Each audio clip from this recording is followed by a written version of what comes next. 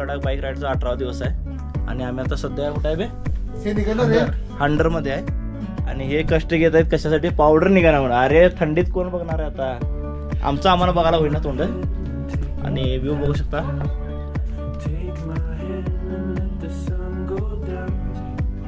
सकाळचा व्ह्यू मस्त आहे. रात्री जितकी पाडते ते तुम्हाला सांगून सांगणार नाही. असं काय सांगायचं तुम्हाला आता. थंडी इतकी आहे की बास झाले. आता इथून आम्ही कुठे जाणार आहे? तुर्तुकला जाणार आहे म्हणा. पॅनगॉंगला. ह्यावर 2 चर्चा चालू आहे पण आम्ही तुर्तुकला जाणार आहे. शेवट आम्ही तुर्तुकला जाणार आहे. भांडणं झाली तरी चालतात. तुर्तुकला स्टे केल्याशिवाय उपयोग नाही. धावती भेटला काहीच भेटू आपण नंतर. आता मी तुम्हाला आमच्या हॉटेलची एक झलक दाखवतो. हे बघू शकता हे एंट्रन्स आहे आणि आत रूम्स आहेत. आणि काल रात्री आम्हाला इतका गोंधळ उडला होता की रूम शोधण्यात की रूमच भेटत नव्हते. त्यामुळे कसं कसे रूम भेटलेले आहेत आणि रात्री काही नजारा दिसत नव्हता. पण सकाळी जो व्ह्यू बघालो आहे आम्ही आणि हा किचन आहे. किचन सेक्शन आहे जिथं तुम्ही जेवू शकता रात्री. आणि आम्ही तर का रात्री जेवलो होतो. आणि किचनच्या बॅक साईडला काही बसायला एक सुंदर बैठक व्यवस्था केलेली आहे त्यांनी. दुनिया गई पहाड़ में हम चले पहाड़ में म्हणत आणखी त्या मस्त नजाऱ्याचा एक आनंद घेत आहे आता इथे.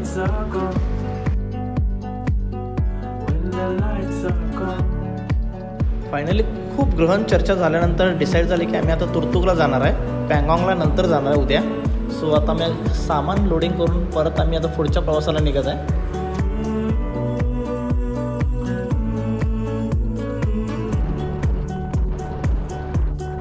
आजचा डे टार्गेट आहे आमचा तुर्तुक विलेज. सो आम्ही आता हुंडर गावाला बाय बाय म्हणत आता इथून 85 किलोमीटर असलेल्या तुर्तुक गावाला व्हिजिट करायला चाललेलो आहे.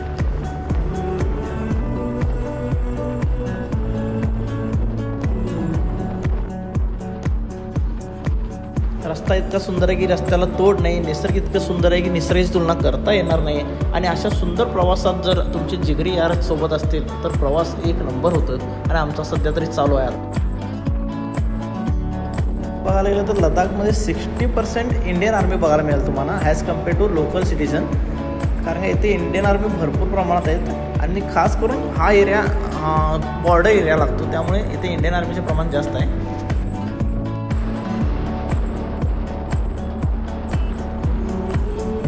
राईट साईडला आपल्याला इंडियन आर्मीचा मोठा बेस कॅम्प दिसत आहे आणि त्याच्याच साईडला एक रनवे आहे आणि त्यावर एक जेट विमान पण दिसते आपल्याला जे फायटर जेट विमान आहे. मोस्टली अशा ठिकाणी व्हिडिओग्राफी करणे अलाउड नसते कारण सिक्युरिटी पर्पजसाठी असते ते. त्यामुळे आम्ही जास्त व्हिडिओ करत नाही येतील.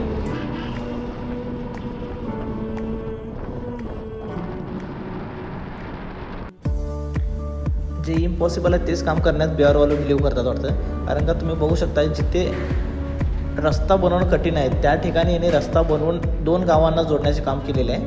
आणि इतका सुंदर रस्ता आहे. बघू शकता डोंगर आहे. पूर्ण डोंगर फोडून रस्ता बनवलेला आहे. कन्स्ट्रक्शन प्रोसेसमध्ये आहे. थोड्या दिवसात हा रस्ता बनून जाईल. याचा पुढचा रस्ता पूर्णपणे बनलेला आहे. काय नजारा आहे यार. राईट साईडला आपल्याला शोक नदी दिसते आणि तुम्ही लडाखमध्ये आला तर तुम्हाला असे नजारे आणि असे रस्ते बघायलाच मिळणार आहेत. त्यामुळे विशेष नाही ते. आणि दुसरी गोष्ट म्हणजे ह्या नदीला फॉलो करत गेलं तर आम्ही तुर्तुकपर्यंत पोहोचतो याची पूर्ण गॅरंटी आहे. कारण ही नदी आहे जी नदी आपल्याला दिसते राईट साईडला ती पूर्ण तुर्तुकपर्यंत गेलेली आहे आणि तिथूनच उगमस्थान आहे त्याचा. म्हणजे त्याच्या पुढचे गाव आहे त्यातून आहे.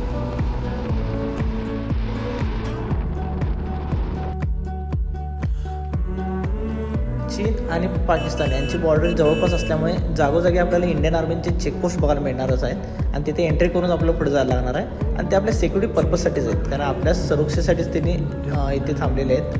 त्यामुळे एंट्री करूनच पुढे जायला लागणार आहे.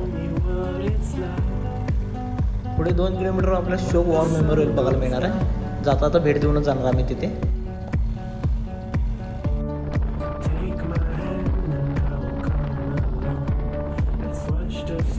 देशासाठी शहीद झालेल्या शूरवीरांची वीरगाथा सांगणारे आणखी एक पवित्र ठिकाण म्हणजे शोक वॉर मेमोरियल. इथे आला तर डेफिनेटली तुम्ही इथे व्हिजिट देऊन जावा. आम्ही येताना व्हिजिट देणार आहे. सो आता पहिला आम्ही तुर्तुकला चाललेलो आहे. येताना आम्ही हा पॉईंट क्लिअर करूनच पुढे जाणार आहे. सॉरी मागे येणार आहे.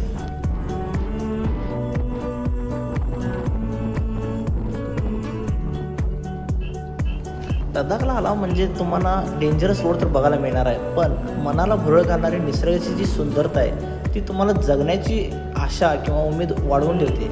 कारण इतका डेंजरस रोड असला तरी बी मरण्याची भीती नाही आहे, पण जगण्याचा एक आनंद मिळतो. आणि मी मगाशीच बोललो होतो, जर आम्ही ह्या शोक रिव्हरला फॉलो करत गेलो तर आम्ही एक्झॅक्टली तुर्तुक गावामध्ये पोहोचणार, आणि आम्ही आता तेच करत आहे. रिव्हर ऑफ डेथ, शोक रिव्हरला रिव्हर ऑफ डेथ का म्हणतात ते सांगतो थोड्या वेळात. पण त्या नदीवर इतका सुंदर आणि मजबूत ब्रिज जो बांधलेला आहे बिहारवाल्यांनी, खरंच प्रशंसा करणार पाहिजे त्यांची, कौतुक करायला पाहिजे. किती मजबूत ब्रिज बांधला बघू शकताय तुम्ही, आणि काय व्ह्यू आहे. सी लेवलपासून 10,000 फीट उंच आणि सियाचेनच्या ग्लेशियरमधून उगम झालेली जी शोक नदी आहे त्याची लेंथ आहे 550 किलोमीटर. आणि ह्या रिव्हरला रिव्हर ऑफ डेथ म्हणण्याचे कारण म्हणजे खूप लोकांनी या नदीला पार करताना आपला जीव गमावलेला आहे, आणि खूप प्राण्यांनी आपला जीव गमावलेला आहे. जेव्हा प्राण्यांचं कळप जर नदी पार करत असते तेव्हा त्यांनीही आपला जीव गमावलेला आहे, त्यामुळे ह्या नदीला रिव्हर ऑफ डेथ म्हणतात.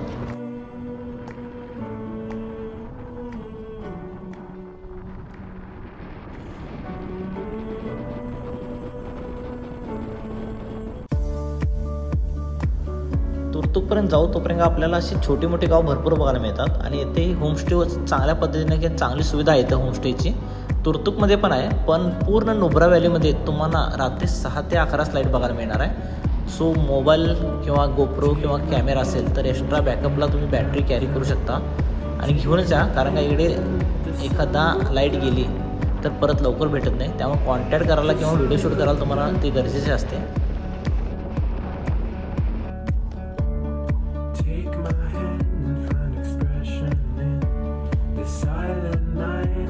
फायनली आम्ही तुर्तुकमध्ये आलेलो आहे, आणि या गावामध्ये काय आहे ते बघण्याआधी पहिला पोटोबा करूया, कारण सकाळपासून उपाशी आहे त्यामुळे भूक आवरणं झाल्या.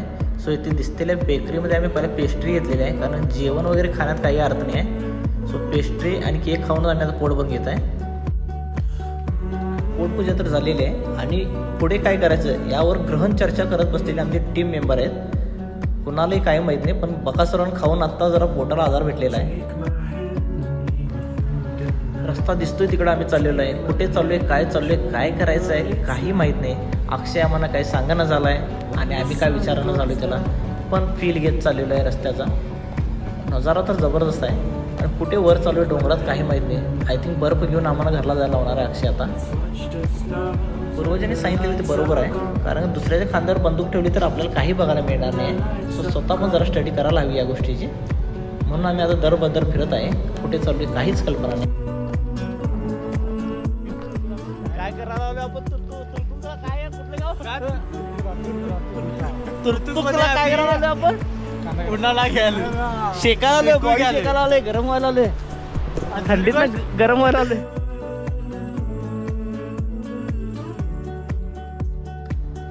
तुर्तुकमध्ये खूप काही बघण्यासारखं आहे, पण स्टडी नसल्यामुळे कुठे जायचं काय करायचं काहीच कळालं नाही आहे, आणि आम्हाला कुणाला विचारायला इंटरेस्ट राहिला नाही.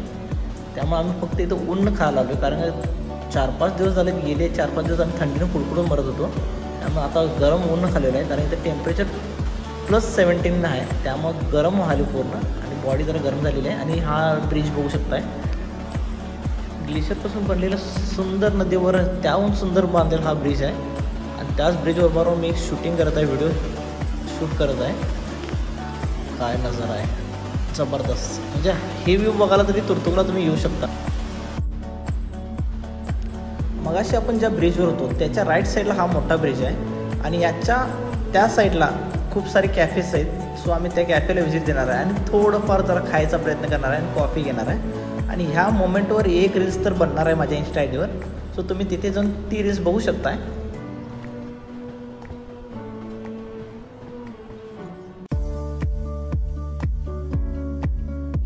कॅफेचं एक वैशिष्ट्य असते म्हणजे त्याचं इंटिरियर डिझाईन. आणि अशा निसर्गरम्य वातावरणामध्ये जर कॅफे इतका सुंदर भेटला आपल्याला, आणि त्याचे इंटिरियर डिझाईन इतकं मनसोक्त किंवा मन प्रसन्न करणारे असेल तर एकदम जबरदस्त फिलिंग येते. आणि ते आमचे मित्रमंडळी बसलेले ऑलरेडी ऑर्डर देऊन बसलेले आहेत. आणि आमच्या निप्पाणी गावात एक आहे कॅफेवाला, म्हणजे आकाश आळबा म्हणून दोस्त आहे आमचा परमित्र. तो पण इतका क्रिएटिव्ह माइंडचा आहे ना, कधी बी तुम्ही त्याच्या चिलगिरी कॅफेला व्हिजिट करा, जबरदस्त तुम्हाला इंटिरियर बघायला मिळणार.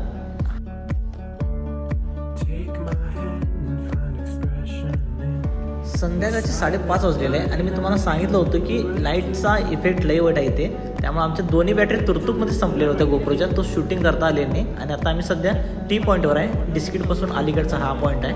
इथून आम्ही पँगाँगला जायचा विचार चालू आहे. लडाख रिजनमध्ये दिवस खूप लवकर मावळतो, सो 6-6:30ला तुम्हाला पूर्णपणे अंधार भेटेल. आणि आम्ही आता पँगाँगला जायचा विचार केलेला आहे. आम्ही यात काही नाही आहे सहभाग, कारण का आमचे जे चतुर कोल्हे होते 2, जे गुगल आहेत आणि एक अक्षय म्हणून आहे, त्या दोघांना मी सांगून दमलो की संध्याकाळची रायडिंग नको, रात्रीची ऐकत नाहीत. सो आम्ही त्यांनी म्हटल्याप्रमाणे इथे जवळपास 15 किलोमीटर एक गाव आहे, तिथे जायचा आम्ही प्रयत्न करतो आहे. तिथे जाऊन स्टे करणार आहे. सो बघू आता. 15 म्हणत 20 किलोमीटर झालेलं आहे आणि गाव काय भेटत नाही आम्हाला. आणि वाढत्या थंडीमुळं आणि मावळत्या सूर्यामुळं आम्हाला आता रिटर्न जायची वेळ आलेली आहे. आणि आता मी टी पॉईंटला जाणार आहे, तिथे जाऊन स्टे करणार आहे आणि उद्या सकाळी मी पँगाँगला निघून जाणार आहे. आणि हा रस्ता भूलभुलैया टाईप आहे, त्यामुळे पँगाँगला जायला कुठून वाटत तीही आम्हाला एक्झॅक्टली भेटणं झाले. सो मोबाईलची बॅटरी डाऊन आणि गोप्रोची बॅटरी आता थोड्या वेळ संपत आहे. सो आता भेटू उद्याच्या ब्लॉगमध्ये. स्वतःची काळजी घ्या, नेहमी हसत खेळत राहा. जय शिवराय.